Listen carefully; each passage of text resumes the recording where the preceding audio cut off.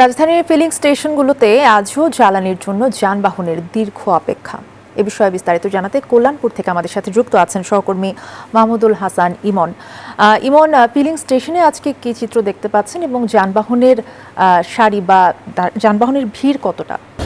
গত এক মাস ধরে যে চিত্র আমরা দেখেছি, আসলে একটি তেলের পাম্প ঘিরে তীব্র যানজট, লম্বা সিরিয়াল এবং যারা গ্রাহক আছে তাদের হতাশা এবং তাদের ভোগান্তি, আসলে একই চিত্র আজকেও আমি দেখতে পেয়েছি। আমি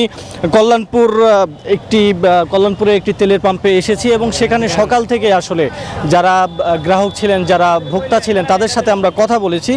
তারা আমাদেরকে যেটা বলেছেন যে আসলে কেউ কেউ গত রাত থেকে, কেউ কেউ গতকাল থেকে লম্বা সিরিয়াল ধরে এখানে অপেক্ষা করছেন, কিন্তু আসলে পর্যাপ্ত তেল তারা পাচ্ছেন না।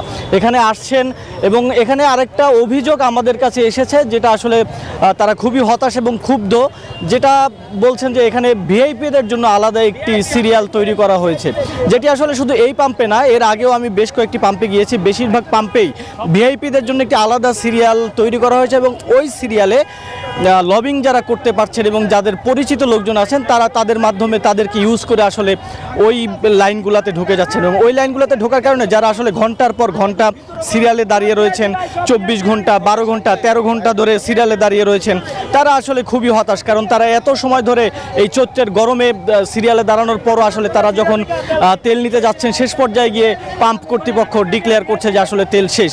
এবং আরেকটা কথা জানিয়ে রাখতে চাই যে তেল যদি একবার শেষ ডিক্লেয়ার হয়ে যায়, তাহলে আসলে এই পাম্পটিতে, কল্যাণপুরে আমি যেখানে দাঁড়িয়ে আছি, সেখানে আসলে সেদিনকার মতো আর তেল পাওয়া যায় না। পরবর্তী দিন আবার নতুন ডিপো থেকে নতুন একটি গাড়ি আসে এবং ওই গাড়ি আসার পর আবার নতুন করে তেল সাপ্লাই দেওয়া শুরু হয়।